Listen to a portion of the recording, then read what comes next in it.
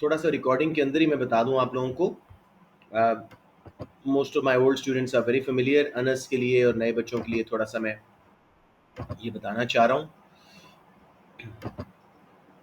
कि my YouTube channel is very easy to use. ये मैं आपको दिखा रहा हूँ। All you need to go is sorry all you need to do is go on your YouTube.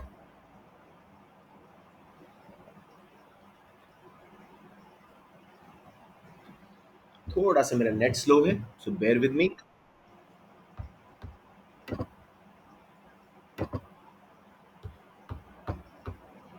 तो अच्छा, एक और बच्चा भी आ गया है, उमर साकिब। वाओ, राइट जी। तो this is my YouTube channel जी। What you need to do is I can go straight from the icon, लेकिन मैं आपको बताता हूँ जैसे आपने करना है। जुनेद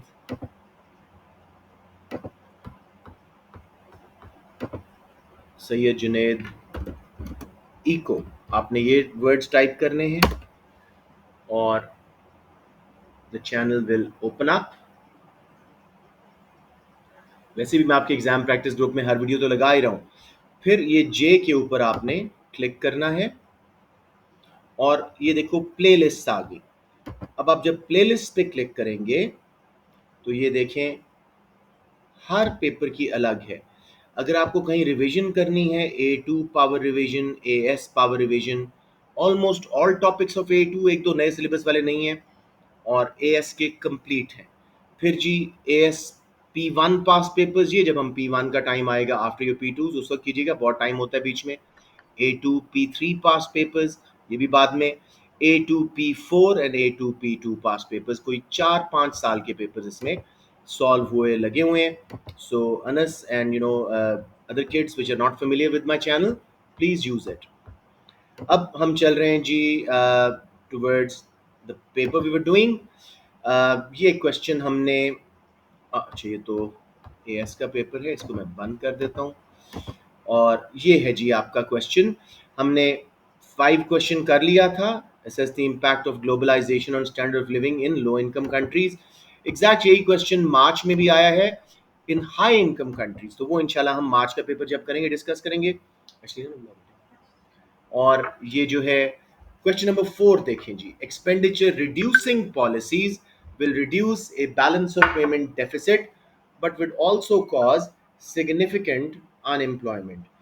तो ये काफ़ी बच्चों के लिए एक किस्म का not very comfortable question, because number one उनको याद नहीं होता कि एक्सपेंडिचर रिड्यूसिंग पॉलिसीज हैं क्या। जब बता दिया जाता है तो गो ओ सोच इजी क्वेश्चन। एक्सपेंडिचर रिड्यूसिंग या एक्सपेंडिचर डैम्पनिंग पॉलिसीज कौन सी हैं, कोई बच्चा मुझे बताओगे?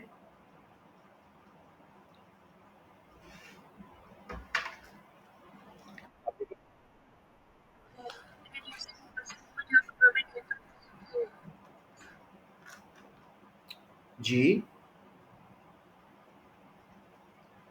फासी आपकी आवाज रुक गई थी बीच। ये yes, yes. So expenditure reducing policies are simply contractionary policies, monetary and fiscal. So अब क्वेश्चन कितना इजी हो गया ये सोच के कि भाई एक्सपेंडिचर रिड्यूसिंग पॉलिसीज थी क्या, राइट? सो थोड़ा सा अपने सिलेबस की ग्रिप बढ़ाएं तो इंशाल्लाह ताला दीज क्वेश्चंस ऑफ A2 या नए जो 20 मार्क्स वाले हैं, there very easy. Expenditure reducing policies will reduce a balance of payment deficit, but will also cause significant unemployment. Evaluate this statement for 20 marks. तो मेरे बेटे हमारे पास बहुत मटेरियल है, लेकिन सबसे पहले हमें अपनी मार्क्स की पता होनी चाहिए। 14 marks are for knowledge and analysis. If I be pedantic, 6 for knowledge, 8 for analysis. तो बहुत आसानी से आप स्कोर कर सकते हो। और 6 फॉर इवैल्यूएशन, यानी लिमिटेशंस ऑफ दिस थ्योरी, कि क्या बैलेंस ऑफ पेमेंट डेफिसिट ठीक होगा या नहीं, क्या अनएम्प्लॉयमेंट कॉज नहीं करेंगी, उसकी लिमिटेशंस, राइट? तो सबसे पहले let's define the key terms. Expenditure reducing policies, जैसे अभी एक बच्चे ने बोला, these are contractionary demand side policies. Example fiscal policy and monetary policy, right? उसके बाद जी बैलेंस ऑफ पेमेंट डेफिसिट को करने के लिए हम थोड़ा सा पहले बैलेंस ऑफ पेमेंट को डिफाइन कर देते हैं। It's a record of financial transactions between one country and the rest of the world for imports, exports, investments, income transfers, etc. ठीक है. उसके बाद जी बैलेंस ऑफ पेमेंट डेफिसिट क्या है? When inflows from. ये कौन है? लेट मी सी, ये कौन शहजादा है? अच्छा, I think one kid with the name of Ali came, जिसको मैं नहीं जानता था. अच्छा, he is left as well. चलो, good. So just a random stranger passing some compliments. We'll take it in a positive light. Babar Sher bol diya, very good. So let's go on ji. So balance of payment deficit is when inflows of money from exports, investments, other income flows are less than outflows for imports, investments and other income flows. ठीक हो गया? Unemployment is when people are willing and able to work but cannot find a job. यहाँ पे आपका introduction complete हो गया. अब जरा हम तसल्ली से चलते हैं कि एक्सपेंडिचर रिड्यूसिंग पॉलिसी में हम फिस्कल को पहले पकड़ लेते हैं. एशलीना, अच्छी तरह बताएं कि फिस्कल पॉलिसी कॉन्ट्रैक्शनरी यूज करने से कैसे बैलेंस ऑफ पेमेंट डेफिसिट ठीक होगा. Contractually, fiscal policy will involve a reduction in government spending and an increase in taxation by doing Meaning government will make its budget surplus to reduce the aggregate demand. अब आगे बोलेंगे अशरीना. by making the budget surplus and reducing aggregate demand. The आप and पे चले गए हो, शायद मैंने स्टेटमेंट जो दी थी उसकी वजह से कंफ्यूज होके. तो जस्ट कीप गोइंग. टैक्सेस बढ़ाओ, उसका इफेक्ट बताओ. जो कंपोनेंट्स हैं एग्रीगेट डिमांड के, उन पे बताओ. okay, so there will be a withdrawal of tax. Okay, Sorry, okay, government spending. Okay. Um, या taxes as well. and taxes, and by that will make aggregate demand go down, and there will also be not only demand. अच्छा, मैं थोड़ा सा खुद बोल देता हूँ. अशलीना थोड़ा सा यहाँ पे स्टेप मिस कर गई हैं. Government would raise taxation and reduce their spending. Yes, high taxes will reduce disposable income. As a result, consumers will spend less not only on the local goods but also on imported goods. Especially, imported goods are usually luxuries which have income elastic demand. So, as a result, उन superior goods की furniture, cars वगैरह की demand कम हो जाएगी. As a result, the biggest component of balance of payment, which is current account, and उसमें trade in goods and services, तो हम कम goods import करेंगे, कम सर्विसेज इंपोर्ट करेंगे, आउटफ्लोज कम होंगी, बैलेंस ऑफ पेमेंट डेफिसिट कम होने का चांस है. किसी बच्चे को यहाँ पे कोई कंफ्यूजन? राइट. अब इसी को हम फर्दर इलाबरेट करते हैं मॉनेटरी पॉलिसी के through. Contractionary government would raise interest rate, reduce what's it called, money supply. ठीक है. As a result, cost of borrowing and return on saving will rise. Consumers will save more, borrow less. Their ability to purchase domestic and imported goods will again fall. ठीक हो गया. As a result imported goods and services की demand कम होगी. Even firms importing raw materials might have to reduce some of the imports because the interest rate is so high and lending by the banks is low. Money supply वगैरह कम की हुई है. ये करने के बाद हमने बैलेंस ऑफ पेमेंट डेफिसिट की बात कर ली कि इससे कैसे कम होगा. अब मुझे बताएं, क्या ये अनएम्प्लॉयमेंट कॉज करेगी contractionary fiscal and monetary policy? Explain करें कैसे अब्दुल वहीद.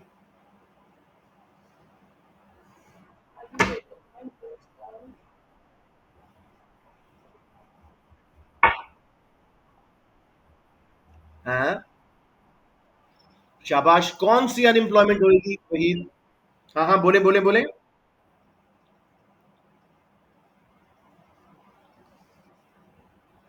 एग्रीगेट डिमांड गिरने से. हाँ हाँ हाँ. स्ट्रक्चरल नहीं बेटे, स्ट्रक्चरल पे असर नहीं पड़ेगा। हाँ फासिया ठीक बोल रहे थे आप। साइक्लिकल। अब जरा सुन लें। As a result of these contractionary, expenditure dampening, and reducing policies, consumption, investment, and government spending will be withdrawn from aggregate demand. The graph बना दें, aggregate demand curve will shift to the left, causing a downward multiplier effect. ठीक है? Fall in aggregate demand will increase cyclical unemployment, क्योंकि workers demand is derive demand. अब goods and services की demand नहीं है तो वर्कर्स को भी कम डिमांड किया जा रहा है। अब हम यहाँ पे जरा जाते हैं कि क्यों ऐसा नहीं होगा, इवैल्यूएशन की तरफ जाते हैं। हमने फिस्कल में गवर्नमेंट स्पेंडिंग कम की थी, टैक्सेस बढ़ाए थे, लेकिन अगर अवाम में फ्यूचर कॉन्फिडेंस बहुत ज़्यादा था, they will still keep importing.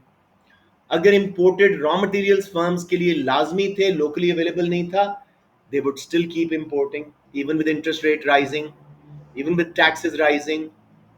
इसी तरह marginal propensity to import, additional income का कितना हिस्सा इंपोर्ट पे लगता है। अगर एक इकोनॉमी की एमपीएम लो है, despite the fall in incomes due to these contractionary policies, consumers will not reduce imports that much. Pakistan 3 साल इंपोर्ट्स करता रहा था डिस्पाइट मैसिव जीडीपी फॉल्स, क्योंकि हमारी एमपीएम बहुत ज्यादा है, मार्जिनल प्रोपेंसिटी टू इंपोर्ट। ठीक है।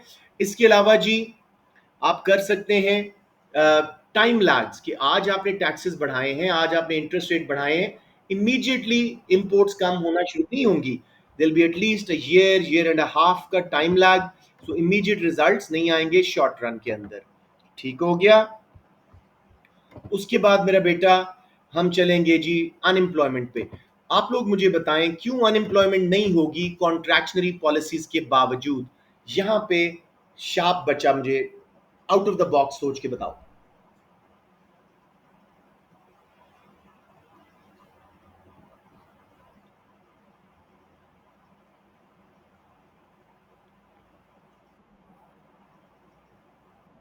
कुछ पॉइंट्स तो वही हैं जो मैं ऑलरेडी बता चुका हूं। क्यों अनएम्प्लॉयमेंट कॉज नहीं होगी एक्सपेंडिचर रिड्यूसिंग पॉलिसीज के बावजूद।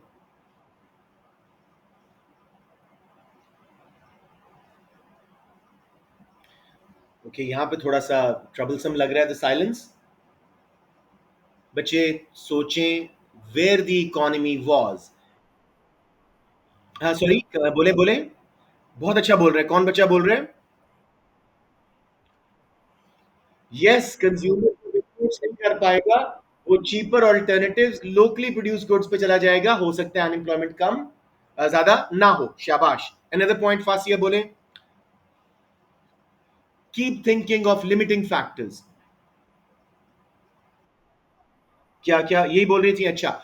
और सोचते हैं जी, if economy was. Yes yes yes.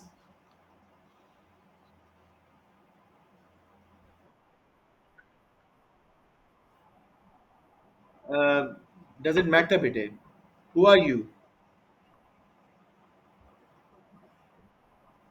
बच्चों don't disturb my class please. I am trying to do productive work here. अगर आप लोगों ने पढ़ना है तो खामोशी से पढ़ें, वरना you can leave the class. Don't do that. Mudassar आप बात कर रहे हैं। नहीं। चलिए लेट्स स्टार्ट। हाँ, अगर economy is above full employment तो अनएम्प्लॉयमेंट कॉज नहीं होगी। हम लोग ऑलरेडी अपने प्रोडक्टिव पोटेंशियल से बाहर थे, पीपीसी से बाहर थे, तो अनएम्प्लॉयमेंट कैसे होगी even with reduction in aggregate demand. Perfect. और जी it will also depend on interest elasticity of demand. Interest बढ़ा था, लोगों ने लोन्स लेने छोड़े ही नहीं है, इम्पोर्ट सॉरी अपना क्या उसको बोलते हैं, वो चीज़ें खरीदते रहे, डोमेस्टिक गुड्स की डिमांड बढ़ती रही, वही वाली लिमिटेशंस, टाइम लैग्स वगैरह। समझ आ गया बेटे पूरा। अब एक इवैल्यूएशन के बाद कंक्लूजन देते हैं। Expenditure dampening policies, reducing policies are likely to reduce balance of payment deficit, especially if demand for imports is income elastic. Uh, but unemployment is unsure, uncertain, because there is a possibility consumers will switch towards local goods, possibility that consumers confidence is very high, and these policies may not reduce either balance of payment deficit or cause unemployment. समझ आ गया बच्चों? Let's have a quick look at the mark scheme ताकि हमें monetary मैंने use करवाई है, interest rate भी करवाया है, मनी सप्लाई भी कराई है, सब कराई है मुदस्सिर। आप शायद सुना नहीं आप अगर। जी, expenditure reducing policies will be defined by the relationship between changes in aggregate demand and changes in demand for imports, जैसे हमने किया। Examples of expenditure reducing policies such as increase in interest rate or a deflationary fiscal policy. Deflationary means contractionary. A consideration of and an explanation of type of unemployment that might occur, analysis of the use of specific policy instruments and their impact on reducing the balance of payment should be provided. हमने बहुत detail में किया। Analysis of potential impact of expenditure reducing policies on unemployment will be considered. For example, an increase in interest rate will decrease investment, decrease aggregate spending, which will include spending on imports, therefore helping to reduce the balance of payment deficit. Evaluation limitations पे हम जाएंगे। The impact of expenditure reducing policies will depend on the state of economy. हम कहाँ पे हैं? For example, raising interest rate when an economy is experiencing high levels of inflation and a positive output gap. हम beyond full employment थे तो unemployment नहीं होगी. If contractionary fiscal policy are used, the impact on unemployment will depend on the main cause. अच्छा ये miss you है। अगर cause cyclical unemployment था तो फिर तो वो बढ़ेगी, लेकिन स्ट्रक्चरल अनएम्प्लॉयमेंट सीजनल वगैरह पे इतना फर्क नहीं पड़ेगा। ठीक है। Contractionary demand side policies might also be accompanied by positive supply side policies which stimulate. उसने एक लिमिटेशन ये बताई कि गवर्नमेंट साथ साथ सप्लाई साइड पॉलिसीज भी कर रही है, तो उसमें फ्यूचर में अनएम्प्लॉयमेंट नहीं होगी, स्पेशली स्ट्रक्चरल कम होगी। तो expenditure reducing policies might lead to substitution of domestically produced goods for goods which were produced previously imported. समझ आ गया मेरे बच्चों? कोई कंफ्यूजन?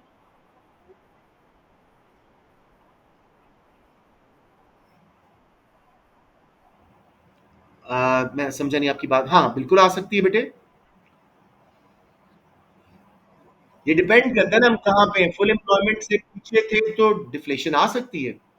ड्रॉबैक्स हैं बेटे, इनकी तो बहुत ड्रॉबैक्स हैं, उसने खुद ही कहा है कि अनएम्प्लॉयमेंट कॉज करेगी। ठीक है ना, ये तो बुरी पॉलिसीज हैं बड़ी। जी बेटे। मल्टीप्लायर वाला बन जाएगा, मल्टीप्लायर वाला बनेगा, that's about it. Downward multiplier वाला, या आउटपुट से आगे बना रहे थे वो। जी बेटे। यस हम लोग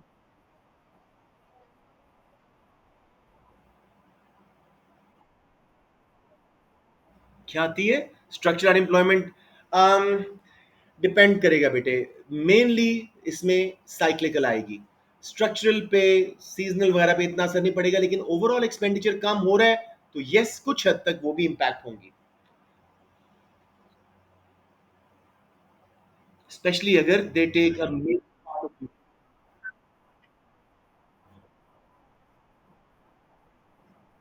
कौन सी?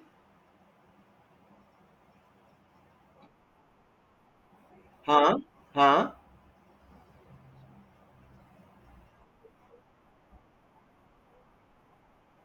Contractionary, contractionary. आप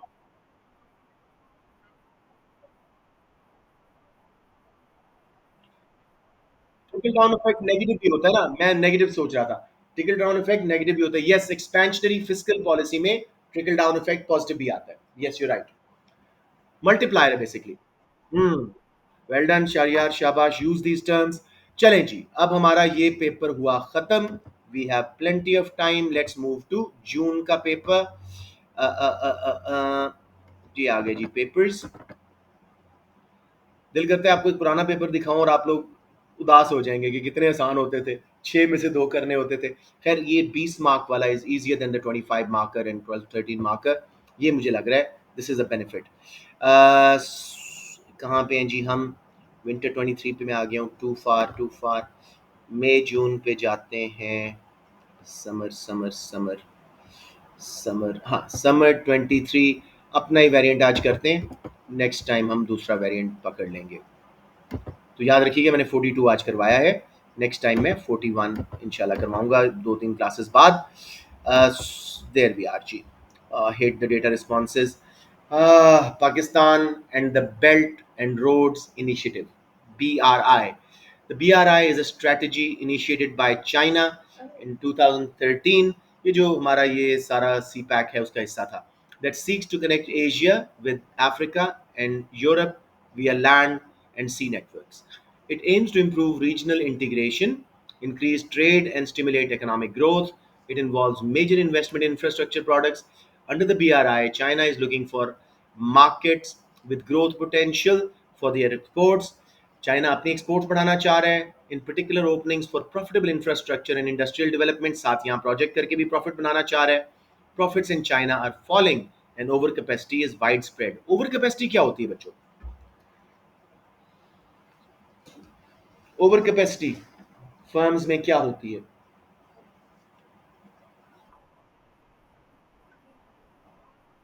no no no no.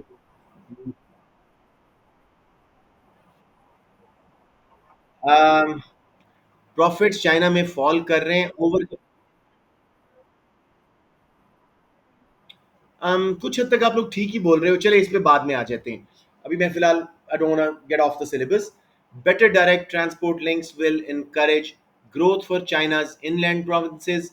For example, the China Pakistan Economic Corridor, CPEC. This is a US $50 billion road building scheme linking an inland province in western China to a newly developed Pakistani port on the Arabian Sea. The development offers a shorter and cheaper route for China's exports to Africa, the Middle East, and Europe. Additionally, the port development includes plans for investment in Pakistan's railway and industrial zones. China अपना फायदा भी ले रहा है, साथ साथ पाकिस्तान को railway और इंडस्ट्रियल जोन भी बना के देगा, ये इसमें आ रहा है. Other projects are focused on energy supply including coal fired and nuclear powered electricity generation. Zardari साहब याद आ गए. And the development of Pakistan electricity grid. Pakistan economy is affected by power cuts, load shedding हमारे यहाँ पे है, which leads to many firms having their own inefficient diesel generators that increase their cost of production. Generators are also highly polluting. A more a reliable electricity supply will also benefit households as cooking can be done without using unhealthy solid fuel. तो थोड़ा ये externalities तरफ भी जा रहा है, such as straw, and students can study for longer in the evening अगर पढ़ना चाहें तो. The construction machinery used for these infrastructure projects is supplied mainly by China, and the projects are supervised by Chinese managers. Heavily China oriented है ये CPEC ना, पाकिस्तान का role बहुत कम है. To pay for these projects, Pakistan takes loans provided by Chinese banks and institutions. Pakistan already has outstanding foreign debt of approximately 25% of GDP. कितना अच्छा time था, अब हम 80% पे पहुंच चुके हैं GDP के लोन्स पे. राइट जी. टेबल 1 ये लाजमी यूज करना होता है इन डेटा रिस्पॉन्सेज में. क्या बता रहा है जी? GDP per capita adjusting adjusted for purchasing power parity. China का 14 से 18 बड़ा है, पाकिस्तान का बड़ा है लेकिन साइज थोड़ा है, ठीक है. प्रोपोर्शनेटली भी शायद थोड़ा बड़ा है. अनएम्प्लॉयमेंट रेट जी चाइना में पाकिस्तान से रिलेटिवली कम है, और वो कम हुआ है ओवर टाइम, पाकिस्तान में भी कम हुआ है. जीनी कोएफिशिएंट यानी that I don't understand. China में इनकम इनक्वालिटी ज़्यादा है और कम हुई है पहले से. हम जितना जीरो के पास आते जाते हैं फेयर डिस्ट्रीब्यूशन हो जाती है, जबकि पाकिस्तान की पहले बहुत फेयर डिस्ट्रीब्यूशन थी 14 में, अब थोड़ी सी अनफेयर हुई है. तो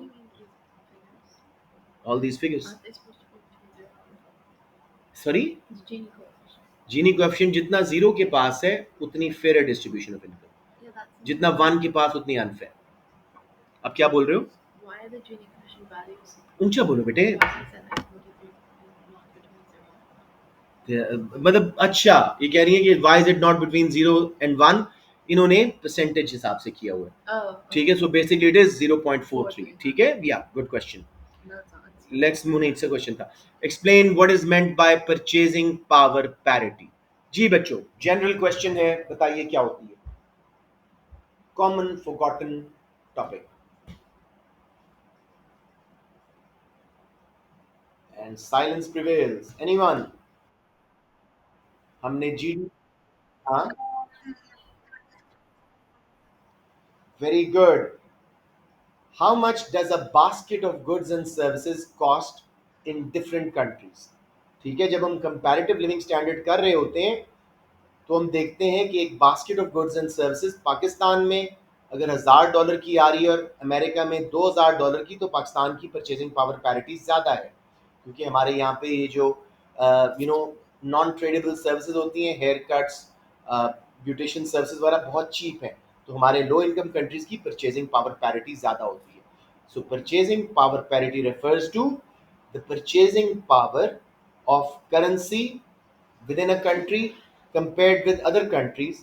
So a basket of goods and services कितने में representative basket आ रही है different countries में. This is a method of comparing living standards and adjusting GDP. समझ आ गया पूछा जरा? Is it because we have less skilled labor? No, it's because these services are very cheap. मतलब dentist, but these just services are think cheap. Your aunt came and she went to the dentist here because English dentists are very expensive. Same qualification है, same kind of machines है, but these services are much cheaper in our countries. Why? Because of the affordability level in the country. So despite the high inflation, Pakistan is still the cheaper country in the world. जी बेटे बोले बोले अपना शरियात.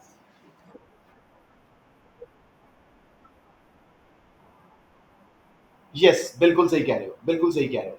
तो ये हो गया जी purchasing power parity. थोड़ा सा इसकी टेक्निकल डेफिनेशन को हम देख लेते हैं through the mark scheme as well. तो इसका मैं जल्दी से मार्क स्कीम खोल लेता हूँ. Summer 23 variant 42. बेसिकली हम एक इंटरनेशनल डॉलर में कन्वर्ट करते हैं करेंसी को after looking at the purchasing power in different countries, और उसके बेस पे जीडीपी को कंपेयर कर रहे होते हैं. जी बच्चों, there we are. Yes, a comparison of cost of bundle of goods and services bought with the local currency with the cost of same bundle bought with another currency. For example, a bundle which cost 500 Pakistani rupees and 2 US dollar would give a PPP of 250 rupees is equal to $1. समझ आ गया सब बच्चों को?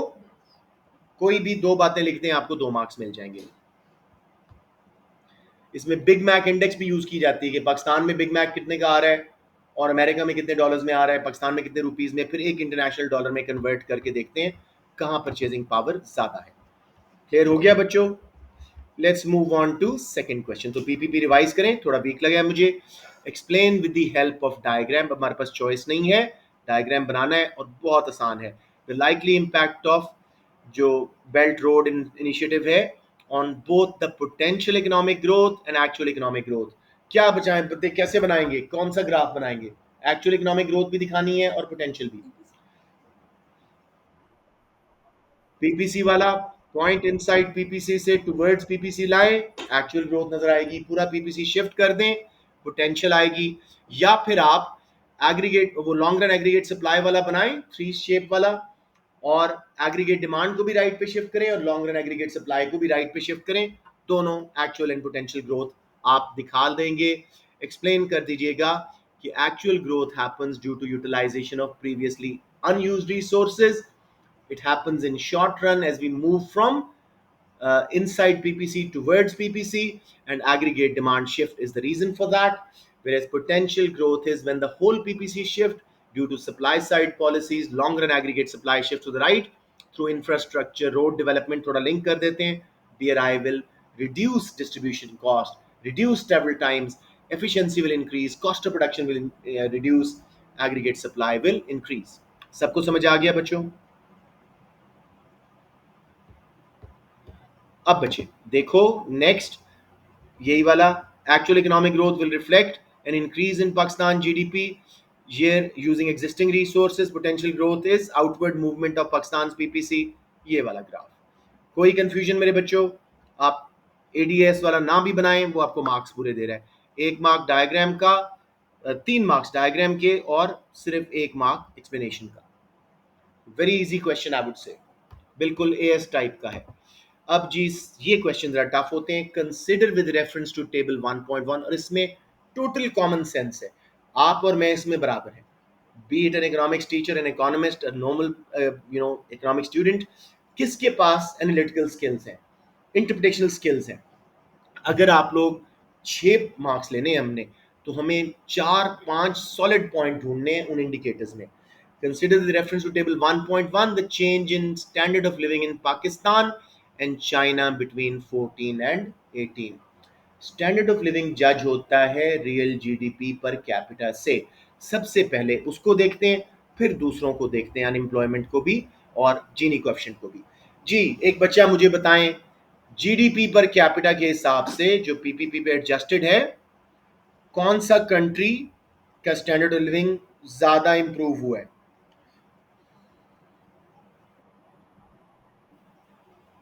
Proportion calculate करनी पड़ेगी आपको. कैसे शरियार, शाबाश, करेक्ट है.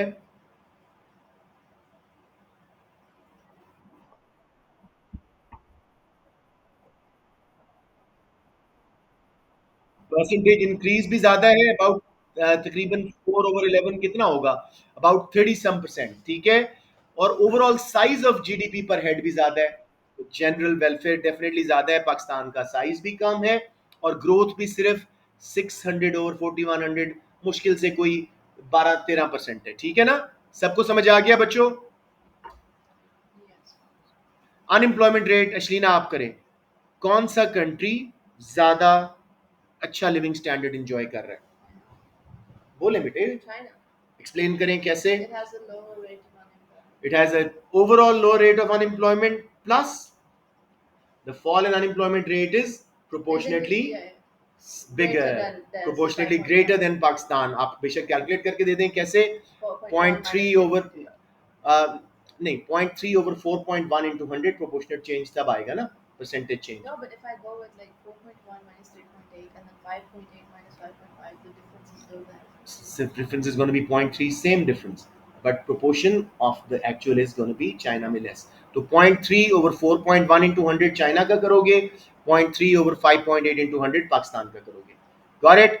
जीनी कोएफिशिएंट ये भी लिविंग स्टैंडर्ड का एक मेजर तो है, इनकम डिस्ट्रीब्यूशन. फासिया, हमना, कोई बच्चा कर दो, मुदस्सर, एनीवन, कौन सा कंट्री ओवरऑल ज्यादा बेहतर इनकम इक्वालिटीज एंजॉय कर रहा है?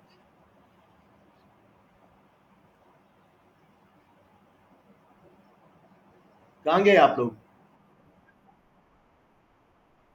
पाकिस्तान ओवरऑल ज्यादा एंजॉय कर रहा है बिकॉज उनका Gini coefficient value is lower in both periods, 14 and Is it 18. actually lower or is it because of this It's 4.1? because of the informal sector. Yes, over period China में income distribution fair हुई है और पाकिस्तान में unfair हो गई है. तो इस लिहाज से yes, this is the evaluative point. To conclude, overall China's citizens are enjoying a better living standard compared to Pakistan according to figure 1.1. समझ आ गया बच्चों? Yes. I don't think we need to see the mark scheme. हर बार ये अलग ही होता है question, तो there is no real point. Evaluate using the article. तो आपने आर्टिकल से इंफॉर्मेशन लेके अपनी इकोनॉमिक स्किल से इवेल्युएट करना है. The likely impact of BRI on the economies of Pakistan and China in long run. शुरू कर दो मेरे बच्चों. ये BRI आपके सामने आ गया, तसल्ली से देखें और पॉजिटिव्स, नेगेटिव, लॉन्ग रन में क्या इम्पैक्ट आएगा देखिए जरा.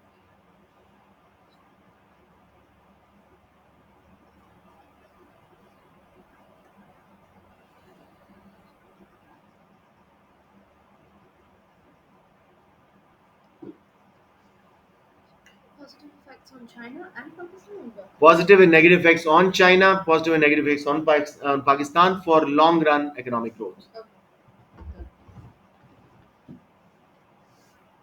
Good.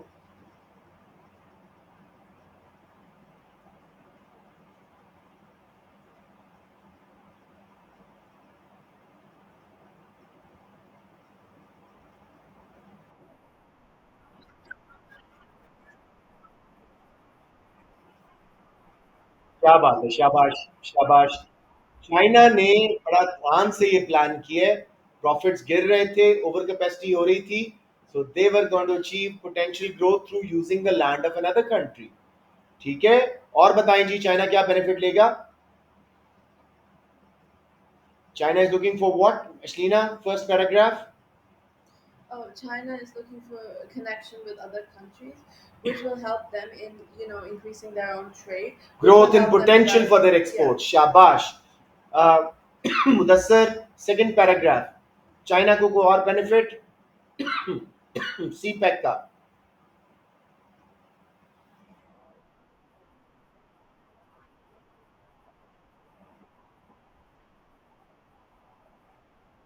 उसकी firms will be able to export a lot, yes, because China is financing the project, तो उसी की firms का माल बिकेगा, तो जो लोअर प्रॉफिट्स थे वो एड्रेस हो जाएंगे. Very good. और जी, नया कॉरिडोर खोल दिया हमने अफ्रीका के लिए. शाबाश मुदस्सिर. चीपर रूट मिल रहा है जिससे उनकी एक्सपोर्ट्स वर्ल्ड वाइड पहले ही कंपेटिटिव है, मजीद कंपेटिटिव हो जाएंगी. लेकिन अब यहाँ बात करते हैं चाइना को नुकसान क्या होगा. चाइना की पोटेंशियल ग्रोथ में रुकावट क्या आएगी.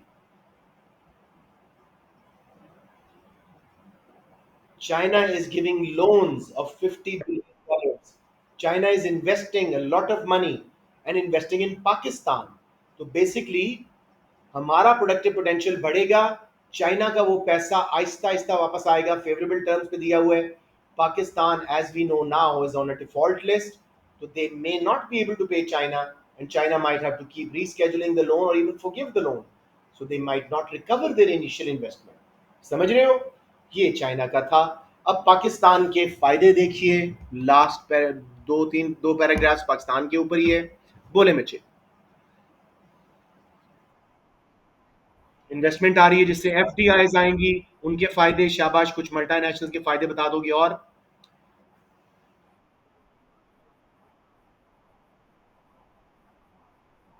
और इंफ्रास्ट्रक्चर सारा कुछ अपना, इलेक्ट्रिसिटी ग्रिड्स बन जाएंगे. और मेन प्रॉब्लम ही उनका इलेक्ट्रिसिटी पावर कट्स था, लोड शेडिंग. उससे हमारी फर्म्स बाहर नहीं जाएंगी, अपने मुल्क में रहेंगी. क्या होगा.